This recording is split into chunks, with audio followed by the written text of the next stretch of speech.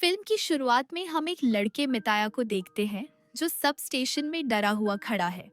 उसे ऐसा लग रहा था मानो वह किसी टेबल जैसी भूल भुलैया में फंस गया है। जब भी वह एग्जिट नंबर 8 से आगे बढ़ता, वह वापस वहीं आ जाता। हर बार उसे एक आदमी दिखाई देता जो बिना कुछ बोले वहां से गुजरता था। मिताया डरते डरते सोचता है कि क्यों न उस आदमी से रास्ता पूछ ले, लेकिन जैसे ही वह पीछे मुड़ता है, वह आदमी उसके पीछे खड़ा मुस्कुरा रहा होता है, जैसे उसने मिताया के मन की बात पढ़ ली हो। मिताया डर के मारे कुछ पूछ नहीं पाता और भाग जाता है।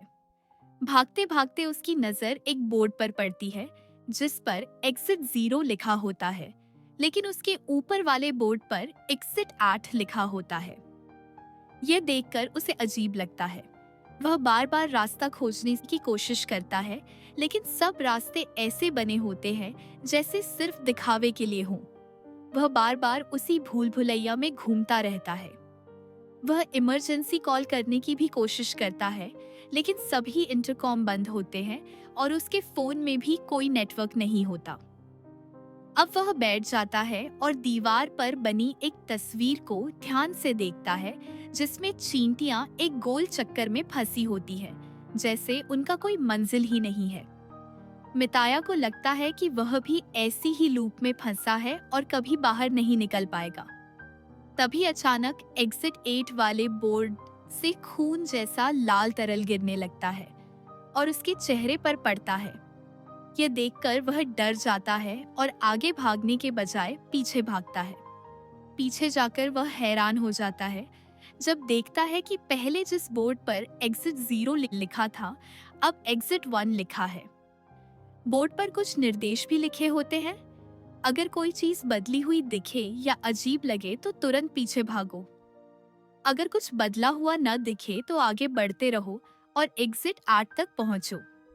मिताया समझ जाता है कि लाल तरल गिरना एक चेंज था और पीछे भागने की वजह से ही वह 0 से 1 पर आया। यह सोचकर उसमें उम्मीद जागती है कि वह इस खेल से बाहर निकल सकता है।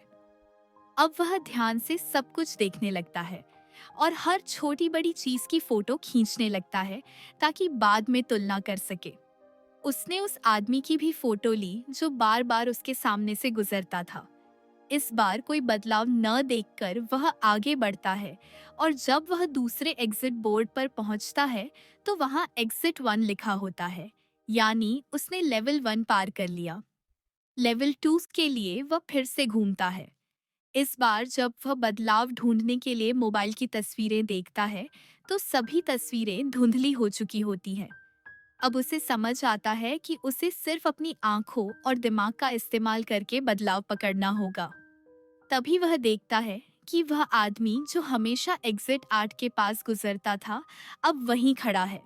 वह समझ जाता है कि यही बदलाव है और तुरंत पीछे भागता है। डर की बात यह होती है कि वह आदमी उसका पीछा करने लगता है। मिताया जैसे ही पीछे मुड़कर देखता है, आदमी उसके ठीक पीछे खड़ा होता है।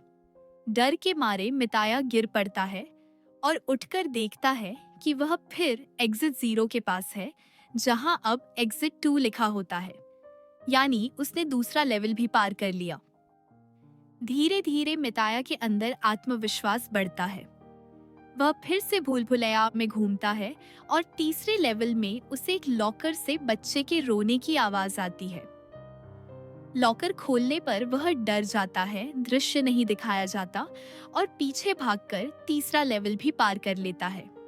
चौथे लेवल में उसे तस्वीरों में बदलाव दिखता है। तस्वीरों के लोग अपनी आंखों से उसे घूर रहे होते हैं। वह तुरंत पीछे भागता है और एग्जिट 4 पर पहुंचता है। अब वह आधा खेल जीत चुका है, लेकिन डर भी बढ़ गया है क्योंकि एक गलती से वह फिर से 0 पर पहुंच सकता है। इसी दौरान उसका फोन बजता है। कॉल उसकी गर्लफ्रेंड की होती है। वह बताती है कि वह प्रेग्नेंट है और बच्चा रखना है या नहीं, फैसला मिताया पर है। मिताया असमंजस में पड़ जाता है क्योंकि उसे अपना अतीत याद आता है जब उसने ट्रेन में किसी बच्चे के लिए आवाज उठाने की हिम्मत नहीं की थी। अंत में वह कॉल काट देता है और इसी गलती से बोर्ड फिर से एग्जिट 0 दिखाता है। मिताया टूट जाता है। उसका मनोबल खत्म हो जाता है, लेकिन धीरे धीरे वह फिर से कोशिश करने लगता है। इस बार वह एक बच्चे से मिलता है जो इस भूल भुलैया में पहले से फंसा है। मिताया समझता है कि यह बच्चा बहुत होशियार है और जल्दी जल्दी बदलाव पकड़ लेता है।